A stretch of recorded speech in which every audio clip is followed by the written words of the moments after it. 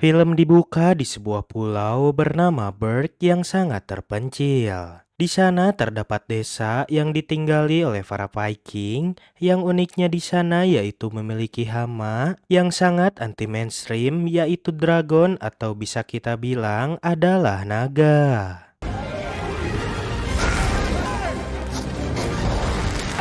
Inilah pemeran utama kita, yaitu Haecap. Dia adalah satu-satunya Viking yang tidak memiliki bakat dalam menangkap naga, sehingga ia hanya bisa membantu seorang Viking yang bernama Gober dalam menyiapkan amunisi serta senjata bagi para Viking.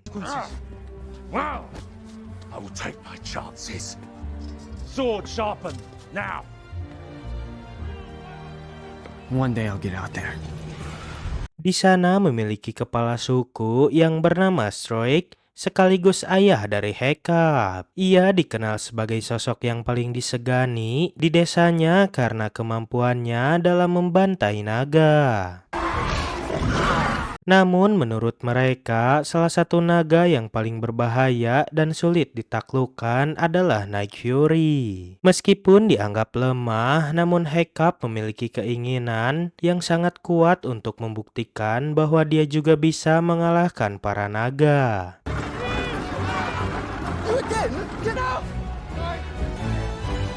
Dengan menggunakan senjata peluncur bola, Haecap berhasil mengenai Night Fury dan membuatnya terjatuh.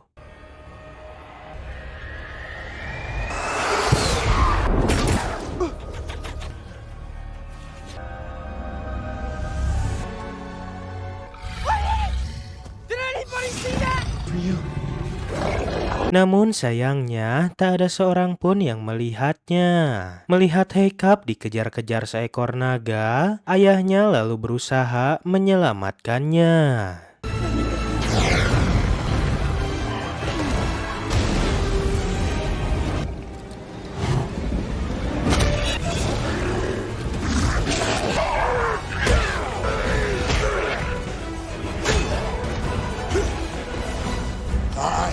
Setelah berhasil mengusir para naga, Haecap berkata pada ayahnya kalau dia telah berhasil menembak jatuh Night Fury. Namun ayahnya malah memarahinya dan semua orang tak ada yang mempercayainya. A joke, Hiccup! Why can't you follow the simplest orders? Because I can't stop myself. Okay, I see a dragon and I have to just kill it. You know, it's who I am. You're many things, son. But a dragon killer is not one of them. Get back to the house. Keesokan harinya, Stroik mengadakan rapat dengan warganya. Mereka berencana untuk mencari sarang naga dan menghancurkannya. We're all descendants of the finest dragon fighters from everywhere Vikings ever traveled, who gathered here because they knew that we were within spitting distance of a key dragon's nest. If we can just take it, we can wipe out the devils for good. Back into the fog we go. All right, everyone. Prepare the ships! Setelah rapat, Gober menyarankan Stroik agar Haecap bisa berlatih bersama teman-temannya. Awalnya Stroik menolak karena dia tahu Haecap adalah anak yang lemah dan kemungkinan bisa terbunuh dalam latihan. Namun Gober berusaha meyakinkan Stroik bahwa dia tak bisa selamanya melarang Haecap. No, I'm serious. Yeah, so am I. The kid wants this more than anything. Believe it or not, that young man actually wants to make you proud. He's got a mind of his own. Gets that from his mother. You can't stop him, Stoic. You can only prepare him. Because the truth is, we aren't always going to be around to protect him. He's going to get out there again. He's probably out there now. Sementara itu, Haecap yang sedang berjalan sendirian di hutan, dia tak sengaja menemukan Night Fury yang tergeletak. Haecap lalu berusaha memberanikan dirinya untuk mendekati Night Fury dan membunuhnya. Now I have to kill you.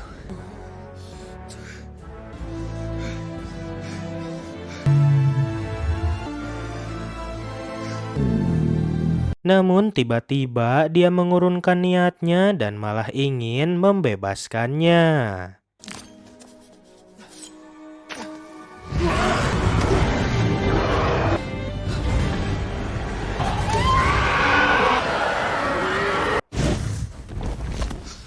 Setelah terbebas, Night Fury yang tadinya ingin menyerang Hiccup tiba-tiba pergi meninggalkannya. Saat kembali pulang, Stoik berkata kepada Hiccup kalau dia sudah berubah pikiran. Dia mengizinkan Hiccup untuk berlatih membunuh naga. Namun kali ini Hiccup malah menolaknya karena sejak bertemu dengan Night Fury, dia pun berubah pikiran dan tidak mau membunuh naga. Tetapi Stoik tetap memaksanya hingga akhirnya Hiccup pun terpaksa setuju. Time, Hiccup. Keesokan harinya pelatihan pun dimulai. Bersama dengan kelima temannya, Gober melatih mereka menghadapi beberapa naga yang telah mereka tangkap. Di hari pertama latihan, Gober mengeluarkan seekor naga bernama Gronkel. Gober melatih mereka untuk bisa menguasai senjata yang paling penting dalam menghadapi naga, yaitu perisai. Gober berkata bahwa semua naga punya batas semburan api.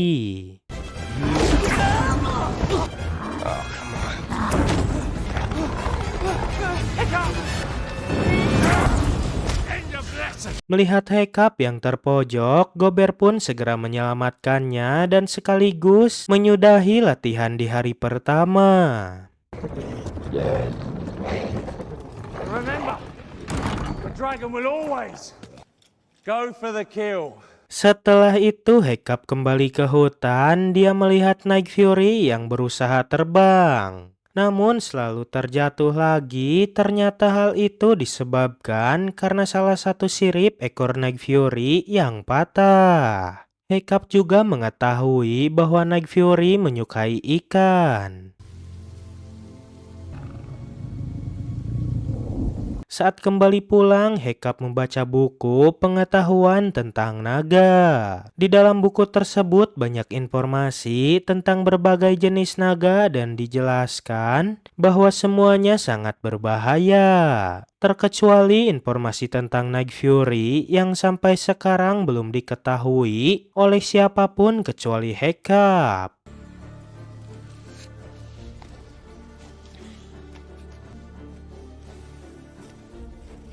Di sisi lain, Stoik bersama dengan armadanya berlayar mengarungi lautan untuk mencari sarang naga.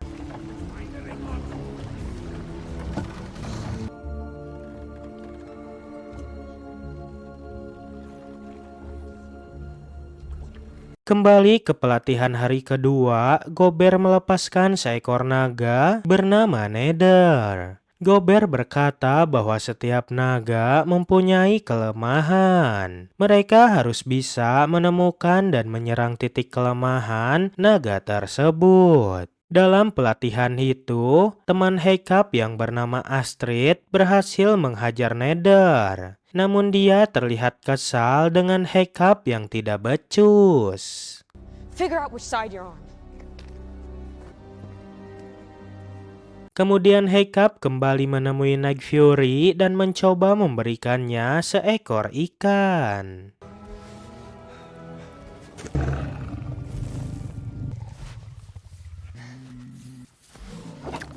Toothless. I just wanted that. Hiccup pun menyadari bahwa sebenarnya Night Fury tidak berbahaya seperti yang orang-orang pikirkan. Bahkan Night Fury mau berbagi makanan kepada Hiccup, merasa tidak enak hati dengan kebaikannya. Hiccup pun memakan ikan pemberian Night Fury.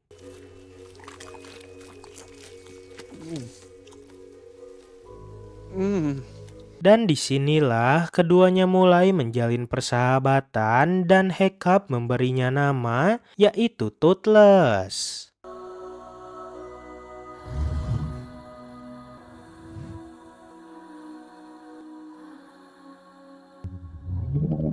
Malam harinya, Hiccup membuat sirip ekor buatan dari peralatan yang ada di gudang senjata.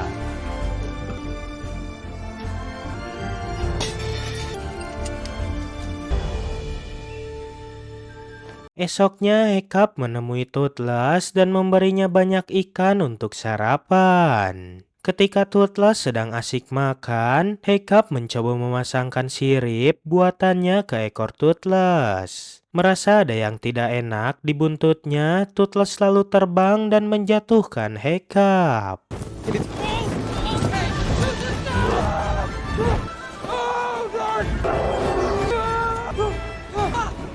Hari latihan berikutnya, Gober mengeluarkan Ship Lebeg, yaitu seekor naga berkepala dua, di mana salah satu kepala mengeluarkan gas dan kepala yang lainnya menyalakan api. Hiccup dengan tenang menyuruh Ship Lebeg untuk masuk ke dalam kandangnya. Gober dan yang lainnya pun terdiam melihat Hiccup bisa mengendalikan naga. Now, think about what you've done.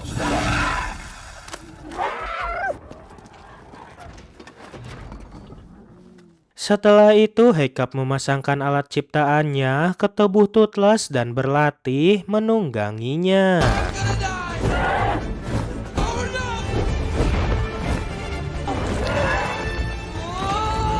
Hiccup yang semakin memahami tentang naga lalu mempraktekannya ke dalam latihan. Hal itu membuat teman-temannya merasa kagum dengan Hiccup, kecuali dengan Astrid yang merasa tersaingi. Singkat cerita, Hiccup semakin mahir dan lancar dalam menunggangi Toothless.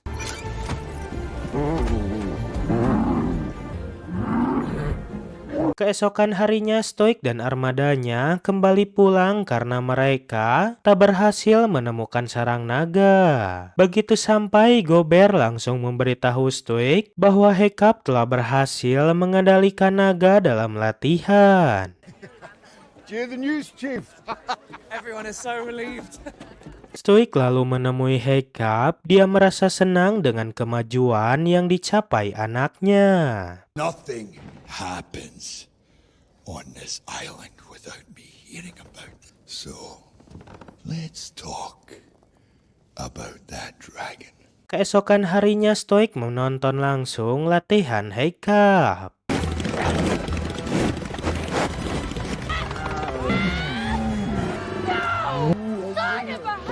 Dia merasa senang melihat anaknya memenangkan latihan hari itu. That's my boy! Astrid yang sangat kesal dengan Hiccup lalu mengikutinya hingga ke dalam hutan, dan tiba-tiba Toothless datang dan ingin menyerang Astrid. Namun Hiccup segera menghentikannya dan saling memperkenalkan mereka.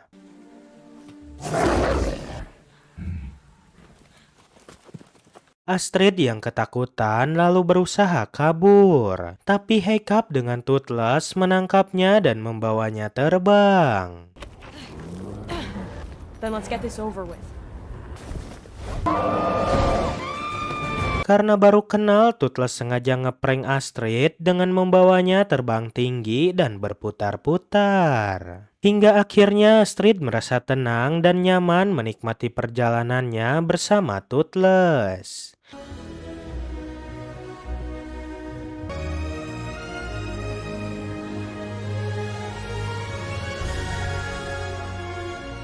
Di tengah jalan, mereka bertemu dengan rombongan naga yang membawa hewan ternak. Toothless membawa mereka mengikuti para naga hingga masuk ke dalam sebuah gunung berapi. Ternyata tempat itu adalah sarang naga yang dihuni oleh seekor naga raksasa bernama Detrat.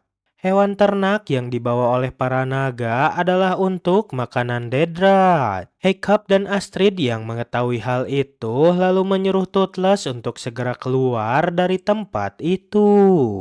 Now, it's like a giant beehive. They're the workers, and that's their queen. They're Alpha.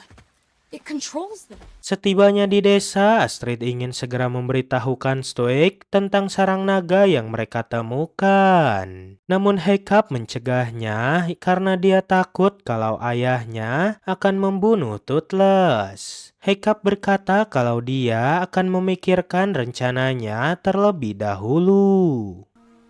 Yes. Then, what do we do? Just give me until tomorrow. Keesokan harinya adalah ujian terakhir latihan mereka, di mana Hiccup harus membun-bun seekor naga yang disebut dengan Montaurus Nightmare. Hiccup lalu tiba-tiba membuang senjatanya. Dia berusaha meyakinkan ayahnya bahwa para naga tidak seperti yang mereka pikirkan. Melihat hal itu, Stoik yang marah lalu menyuruhnya untuk menghentikan pertarungan. Akibatnya, sang naga yang tadinya tenang tiba-tiba mengamuk dan mengejar Hiccup. Mendengar teriakan Hiccup, Toothless lalu segera berlari menghampirinya. Sementara Astrid dan Stoik mencoba membantu menyelamatkan Hiccup.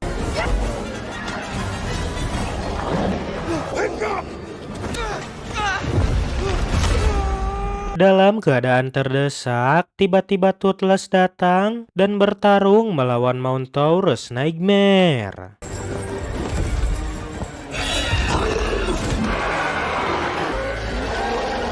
Ketika Montaurus Nightmare pergi, Stoik dan para warga berusaha menangkap Toothless. Melihat hal itu, Hiccup pun segera menghentikannya.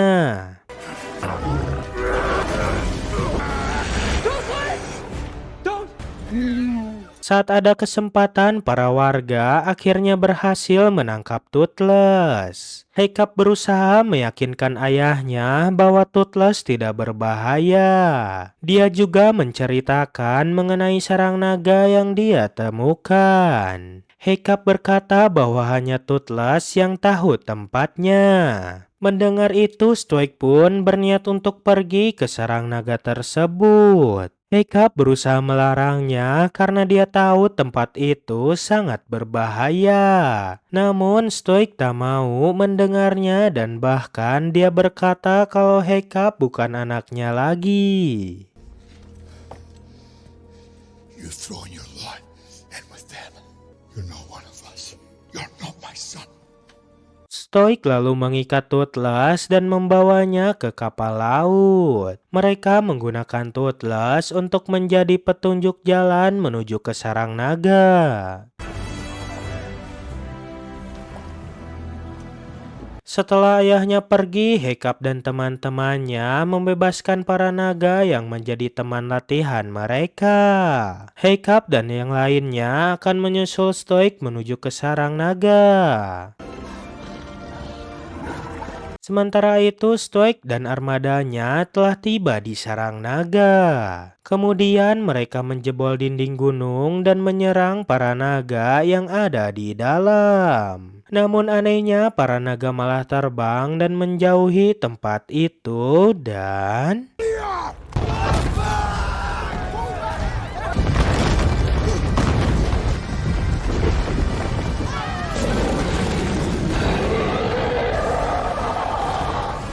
Mereka dikejutkan dengan kemunculan Deathright dari dalam goa. Naga raksasa itu menyemburkan api dan membakar para kapal armada Stoik. Tak lama kemudian, Hiccup dan teman-temannya datang dengan menunggangi naga. Hiccup dan Astrid menunggangi Nether. Mereka berencana mengalahkan Deathright dengan menggunakan metode latihan yang telah mereka pelajari dari Gober.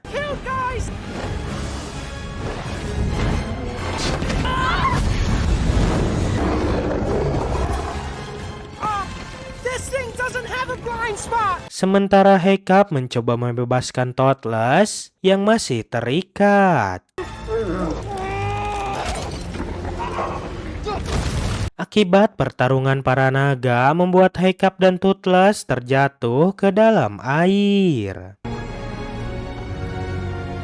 Tiba-tiba Stoik menyelamatkan Hiccup yang hampir tenggelam. Dan setelah itu dia kembali terjun ke air untuk membebaskan Toothless.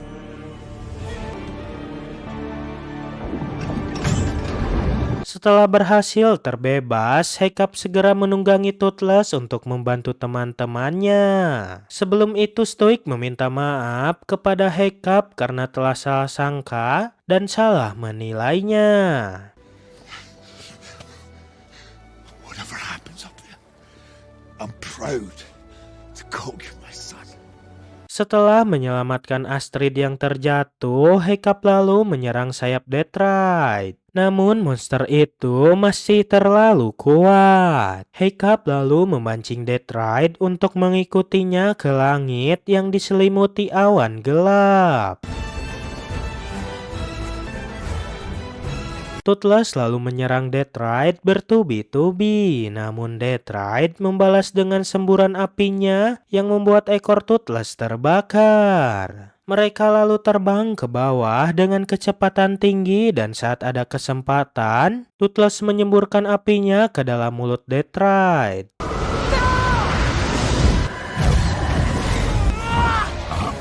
Deathright pun terjatuh ke daratan dan membuat seluruh tubuhnya terbakar. Pada saat yang bersamaan, mereka terkena ekor Deathright yang membuat Hiccup terjatuh ke dalam kebakaran api.